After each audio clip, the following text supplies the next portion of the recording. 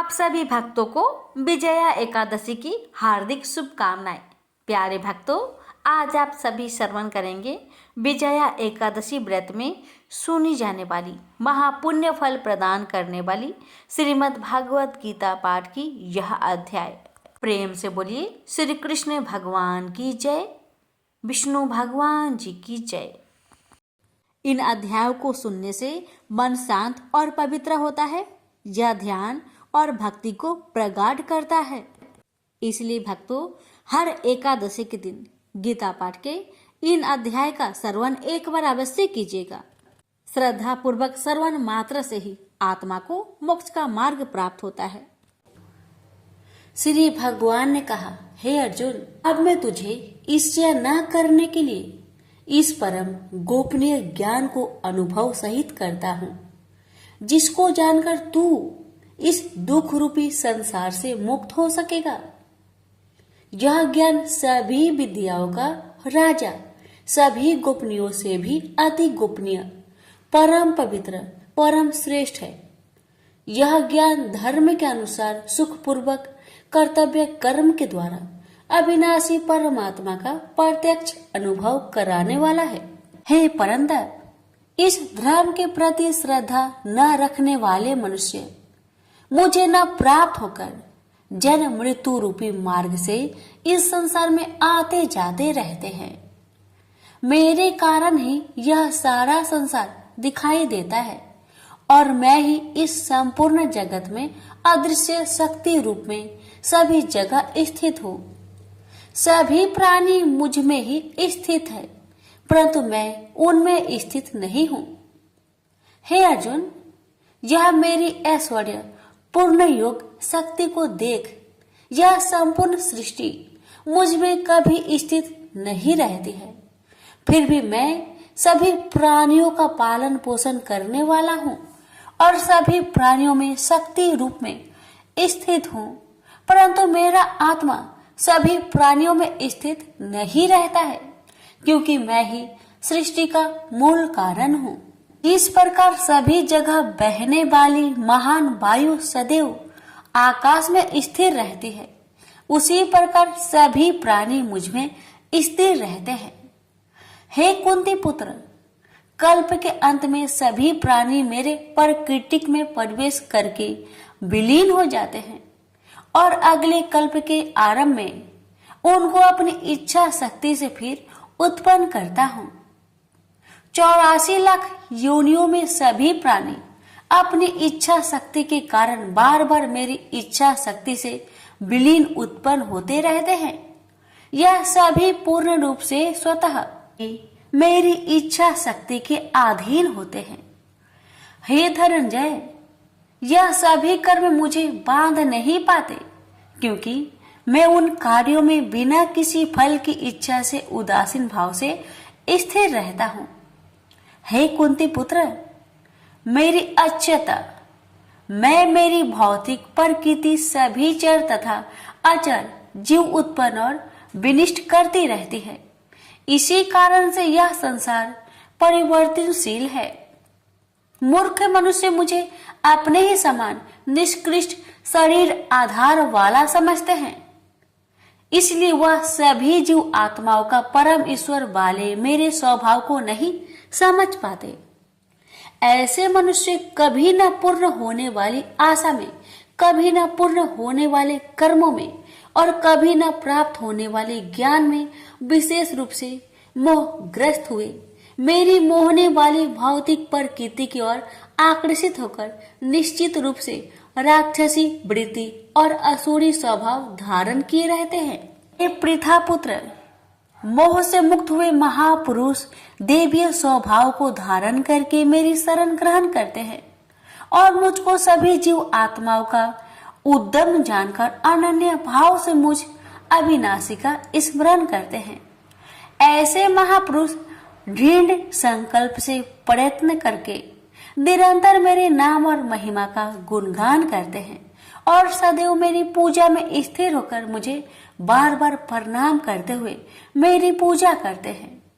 कुछ मनुष्य ज्ञान के अनुशीलन द्वारा यज्ञ करके कुछ मनुष्य मुझे एक ही तत्व जानकर, कुछ मनुष्य अलग अलग तत्व जानकर अनेक विधियों से निश्चित रूप से मेरे विश्व स्वरूप की पूजा करते हैं। हे अर्जुन, मैं ही वैदिक कर्म कांड को करने वाला हूँ, मैं ही यज्ञ हूँ, मैं ही पितरों को दिए जाने वाला तर्पण हूँ, मैं ही जड़ी बूटी रूप में औषधि हूँ, मैं ही मंत्र हूँ, मैं ही घृत हूँ, मैं ही अग्नि हूँ और मैं ही हवन में दी जाने वाली आहुति हूँ। इस संपूर्ण ब्रह्मांड का मैं ही पालन करने वाला पिता हूँ, मैं ही उत्पन्न करने वाली माता हूँ, मैं ही मूल स्रोत दादा हूँ, मैं ही इसे धारण करने वाला हूँ, मैं ही पवित्र करने वाला ओमकार शब्द से जानने योग्य हूँ, मैं ही ऋग्वेद, सामवेद और यजुर्वेद हूँ, मैं ही सभी प्राप्त होने वाला परम लक्ष्य हूँ, मैं ही सभी का भरण पोषण करने वाला हूँ, मैं ही सभी का स्वामी हूँ, मैं ही सभी के अच्छे बुरे कर्मों को देखने वाला हूँ, मैं ही सभी का परम धाम हूँ, मैं ही सभी की शरण स्थली हूँ, मैं ही सभी से प्रेम करने वाला घनिष्ठ मित्र हूँ, मैं ही सृष्टि को उत्पन्न करने वाला हूँ, मैं ही सृष्टि के संहार करने वाला हूँ, मैं ही सभी का स्थिर आधार हूँ, मैं ही सभी को आश्रय देने वाला हूँ और मैं ही सभी का अविनाशी कारण हूँ। हे अर्जुन, मैं ही सूर्य रूप में तपकर जल को भाप रूप में रोककर बारिश रूप में उत्पन्न करता हूँ, मैं ही निश्चित रूप से अमर तत्व हूँ, मैं ही मृत तत्व हूँ, मैं ही सत्य रूप में सत्य हूँ और मैं ही असत्य रूप में पदार्थ हूँ। जो मनुष्य तीनों वेदों के अनुसार यज्ञों के द्वारा मेरी पूजा करके सभी पापों से पवित्र होकर सोमरस को पीने वाले के स्वर्ग लोकों की प्राप्ति के लिए प्रार्थना करते हैं, वह मनुष्य अपने पुण्य के फल स्वर्ग इंद्रलोक में जन्म को प्राप्त होकर स्वर्ग में देवी देवताओं वाले सुखों को भोगते हैं। वह जीव आत्मा उस विशाल स्वर्ग लोक के सुखों का भोग करके पुण्य फलों के समाप्त होने पर इस मृत्यु लोक में पुनः जन्म को प्राप्त होते हैं। इस प्रकार तीनों वेदों के सिद्धांतों का पालन करके सांसारिक सुख की कामना वाले मनुष्य बार बार जन्म और मृत्यु को प्राप्त होते हैं। जो मनुष्य एकमात्र मुझे लक्ष्य मानकर अनन्य भाव से मेरी स्मरण करते हुए कर्तव्य कर्म द्वारा पूजा करते हैं, जो सदैव निरंतर मेरी भक्ति में लीन रहता है, उस मनुष्य की सभी आवश्यकताएं और सुरक्षा की जिम्मेदारी मैं स्वयं निभाता हूँ। हे कुंती पुत्र, जो भी मनुष्य श्रद्धा पूर्वक भक्ति भाव से अन्य देवी देवताओं को पूजा करते हैं, वह भी निश्चित रूप से मेरी ही पूजा करते हैं, किंतु उनका वह पूजा करना अज्ञानता पूर्ण मेरी प्राप्ति की विधि से अलग त्रुटि पूर्ण होता है। मैं ही निश्चित रूप से समस्त यागों का भोग करने वाला हूँ और मैं ही स्वामी हूँ, परंतु वह मनुष्य मेरी वास्तविक रूप को तत्व से नहीं जानते, इसलिए वह कामनाओं के अनुसार पूर्ण जन्म को प्राप्त होते हैं। जो मनुष्य देवताओं की पूजा करते हैं वह देवताओं को प्राप्त होते हैं, जो अपने पूर्वजों की पूजा करते हैं वह पूर्वजों को प्राप्त होते हैं, जो भूतों की पूजा करते हैं वह उन भूतों के कुल को प्राप्त होते हैं, परंतु जो मनुष्य मेरी पूजा करते हैं वह मुझे ही प्राप्त होते हैं। जो मनुष्य एक पत्ता, एक फूल, एक फल, थोड़ा सा जल और कुछ भी निष्काम भक्ति भाव से अर्पित करता है, उस शुद्ध भक्त का निष्काम भक्ति भाव से अर्पित किया हुआ सभी कुछ मैं स्वीकार करता हूँ। हे कुंती पुत्र, तू जो भी कर्म करता है, जो भी खाता है, जो भी हवन करता है, जो भी दान देता है और जो भी तपस्या करता है, उस सभी को मुझे समर्पित करते हुए कर। इस प्रकार तू समस्त अच्छे और बुरे कर्मों के फलों के बंधन से मुक्त हो जाएगा और मन से सभी सांसारिक कर्मों को त्याग कर मन को परमात्मा में स्थिर करके विशेष रूप से मुक्त होकर मुझे ही प्राप्त होगा। मैं सभी प्राणियों में समान रूप से स्थित हूँ।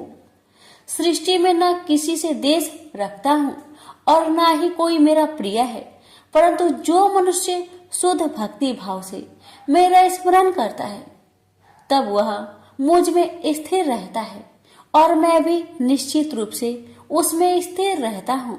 आदि कोई भी अत्यंत दुराचारी मनुष्य अनन्य भाव से मेरा निरंतर स्मरण करता है तो वह निश्चित रूप से साधु ही समझना चाहिए, क्योंकि वह संपूर्ण रूप से मेरी भक्ति में स्थित है।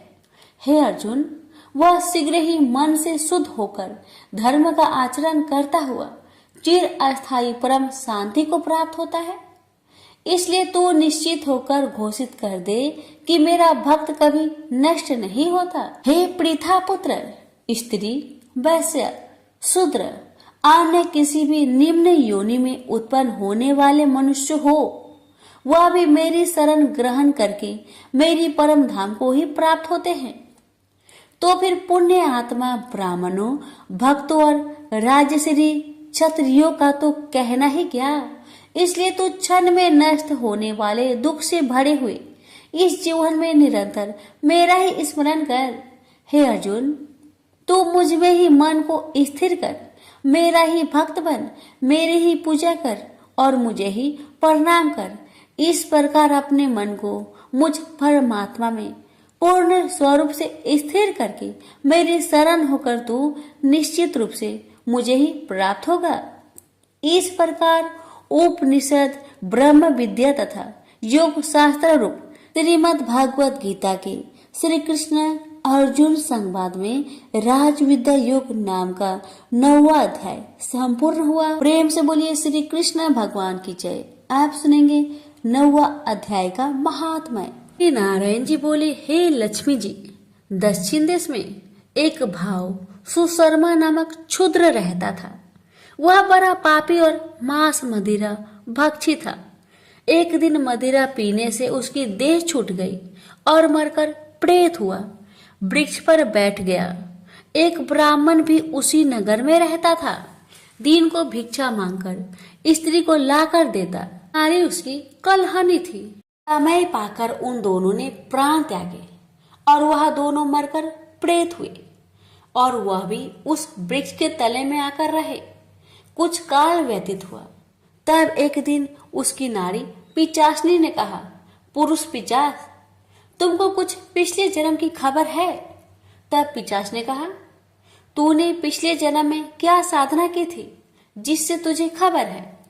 तब उस पिचास ने कहा, मैंने पिछले जन्म में एक ब्राह्मण से आध्यात्मिक कर्म सुना था।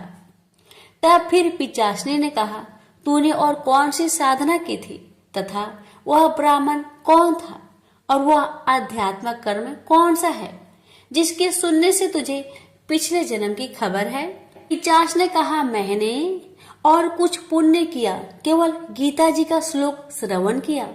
उसका प्रयोजन यह है कि एक समय अर्जुन ने श्री कृष्ण से 3 बातें पूछी थी जो गीता जी की 9वें अध्याय में लिखी है। वह तीनों बातें पिचासनी ने पिचास से श्रवण करी। इन बातों के सुनते ही एक और प्रेत उस वृक्ष से निकला। उसने कहा, अरे पिचासनी, यह 3 बातें फिर से कहो जो अभी सुना रही थी। पिचासनी ने कहा, तू कौन है? मैं तुझे नहीं जानती। मैं अपने पति से पूछती हूँ वह कर्म कौन था जिसे पिछले जन्म की बातें याद रही। तब उसके पति ने पुनः तीनों बातें सुनाई, जिनके सुनते ही वह तीनों प्रेत योनि से छूटकर देव देही धारण कर विमानों पर बैठकर बैकुंठ को गए। श्री भगवान जी बोले, हे लक्ष्मी, यह 9वें अध्याय का महात्म्य है। प्रेम से बोलिए लक्ष्मी नारायण की जय। कृष्ण भगवान बोले, हे महाबाहो, मेरी और भी कल्याण कारण वचन सुनो। तुम पर मेरी अत्यंत प्रीति है, अतएव तुम्हारे कल्याण के लिए मैं कहता हूँ। मेरी उत्पत्ति का हाल न तो देवता ही जानते हैं और न महर्षि लोग। मैं ही देवों और महर्षियों का आदि कारण हूँ, जो मुझे अन जन्म अन आदि और सब लोगों का ईश्वर मानते हैं। वे सब मोह रहित है, उनके पाप नष्ट हो जाते हैं। बुद्धिमान क्षमा, सत्य, दम्भ, सम, सुख, दुख, जन्म मरण, भय अभय, अहिंसा, ममता, संताप, तप, दान, यश, अपयश इत्यादि जो अनेक प्रकार के भाव हैं, वे सब मुझसे उत्पन्न होते हैं। 7 महर्षि और उनसे पहले 4 मनुष्य मेरे मन से उत्पन्न हुए। जो मनुष्य मेरी इस विभूति को भली भांति जानते हैं, वे निश्चय योग से सिद्ध होते हैं। इसमें संदेह नहीं, यह जानकर कि मैं ही सबको उत्पन्न करता हूँ और मुझी से सबकी प्रवृत्ति होती है। विवेकी प्राणी मेरी उपासना करते हैं, वे मुझी में चित्त और प्राण को लगाकर एक दूसरे को समझाते हुए भजन करते तथा सदा संतुष्ट और सुखी रहते हैं। चित्त को सावधान करके प्रीति पूर्वक भजन करने वाले को मैं ऐसा बुद्धि योग देता हूँ जिससे वे मुझे प्राप्त कर लेते हैं। उन पर अनुग्रह करके मैं उनकी बुद्धि में स्थित हो देदीप्यमान ज्ञान देता हूँ। अर्जुन ने कहा, आप परम ब्रह्मा हो, परम धाम हो, परम मित्र, आचल और दिव्य पुरुष हो, आदि देव हो, अनजन्मा हो, सन्यासी हो। तुमको सब ऋषि, देव ऋषि नारद, अमित, देवज्ञ और व्यास भी ऐसा कह गए और स्वयं में वह तुम भी कह रहे हो। हे केशव, जो तुमने मुझसे कहा है सो सब सत्य मानता हूँ। हे भगवान, देवता और दानव इन दोनों ने ही तुम्हारे रूप को नहीं जाना है। सब चीजों के उत्पन्न करने वाले भूतेश, हे देव, हे जगतपते, हे पुरुषोत्तम, आप स्वयं ही अपने को जानते हैं। अतः आप अपनी गत दिव्य विभूतियों का हाल पूर्णतया वर्णन कीजिए, जिनके द्वारा आप इन सब लोकों में व्याप्त हो रहे हैं। चिंतन करता हुआ भी मैं आपको किस प्रकार से जान सकता हूँ? आपका ध्यान किन किन भावों से करना उचित है? हे जनार्दन, कृपया अपनी माया और विभूतियों को विस्तार से कहिए। अमृत रूपी आपकी इस वाणी को सुनने से मेरा मन तृप्त नहीं होता। श्री कृष्ण बोले, मेरा विस्तार तो अनंत है, तो भी मुख्य मुख्य विभूतियों को मैं तुम्हें सुनाता हूँ। गुणकेश, समस्त भूतों के अंत कारण में रहने वाला आत्मा मैं ही हूँ। मैं ही उनका आदि मध्य अंत हूँ। मैं ही आदित्य में विष्णु, प्रकाश को मैं अनेक किरणों से भूषित सूर्य, मरुद गणों में मरीच, नक्षत्रों में चंद्रमा मैं ही हूँ। मैं वेदों में सामवेद, देवों में विष्णु, इंद्रियों में मन और धृत मात्र में चैतन्य मैं ही हूँ। रुद्रों में शिव, यज्ञों में कुबेर, अष्ट वस्तुओं में अग्नि और पर्वतों में सेमरु मैं ही हूँ। हे पार्थ, पुरोहितों में बृहस्पति, सेनापतियों में स्कंद और जलाशयों में समुद्र मैं ही हूँ। मैं महर्षियों में भृगुबानी हूँ, अक्षरों में ओंकार, यज्ञों में जप, यज्ञों और स्वथवारों में हिमालय मैं ही हूँ।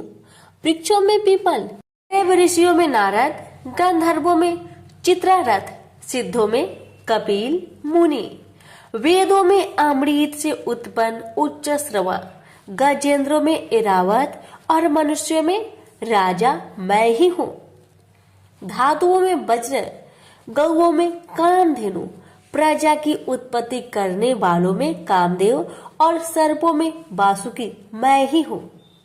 नागों में शेषनाग, जलचरों में वरुण, पितरों में आर्यमा और शासन करने वालों में यमराज मैं ही हूँ। शुद्ध करने वालों में वायु, शस्त्रधारियों में राम, नदियों में गंगा मैं ही हूँ। हे अर्जुन, मैं सब प्राणियों का आदि अंत विद्याओं में आध्यात्म विद्या और वाद विवादों में वाद मैं ही हूँ। अक्षरों में ओमकार में दंड, अक्षय कोक और 4 मुख वाला ब्रह्म भी मैं ही हूँ। सबको हरने वाली मृत्यु, भविष्य में होने वाले पदार्थों की उत्पत्ति, स्त्रियों में कृति, लक्ष्मी, वाणी, स्मृति, मेधा, धृति और क्षमा मैं ही हूँ। वेद में ब्रह्म सत्साम, छंदों में गायत्री, मासों में मार्गशीर्ष और ऋतुओं में बसंत मैं ही हूँ। यादवों में वासुदेव, पांडवों में अर्जुन, मुनियों में व्यास और कवियों में शुक्र मैं ही हूँ। दमन करने वालों में दंड, जय चाहने वालों में नीति, गुहा पदार्थों में मौन तथा ज्ञानियों में ज्ञान मैं ही हूँ। और हे अर्जुन, भूत भाव का जो बीज है वह भी मैं ही हूँ। मेरे अतिरिक्त चराचर भूत कुछ भी नहीं है। परंतप दिव्य विभूतियों का अंत नहीं है। विभूतियों का विस्तार मैंने संक्षेप में कहा है। जो वस्तु ऐश्वर्यवान, शोभायमान और यशवान है, उन्हें मेरे ही तेज के अंश से उत्पन्न हुआ जानो। यही जानो कि मैं अपने एक ही अंश से इस संपूर्ण जगत में व्यापक हूँ। प्रेम से बोलिए श्री कृष्ण भगवान की जय। अब सुनिए 10वें अध्याय का महात्म्य। नारायण जी बोले, हे लक्ष्मी जी, अब 10वें अध्याय का महात्म्य मैं कहता हूँ, आप श्रवण करें। एक बनारस क्षेत्र, गंगा जी का स्नान, संतों तथा काशी विश्वनाथ जी का दर्शन, अन्न को छोड़ना, एकादशी का दिन। हे स्वामी, इसने ऐसा क्या पुण्य किया था जिससे इसको यह गति प्राप्त हुई? शिव जी बोले, हे श्रृंगी, एक दिन यह ब्राह्मण विश्वेश्वर महादेव जी के दर्शन को जा रहा था। मार्ग में धूप की गर्मी के कारण एक समय कैलाश पर्वत पर पार्वती और हम बैठे हुए थे।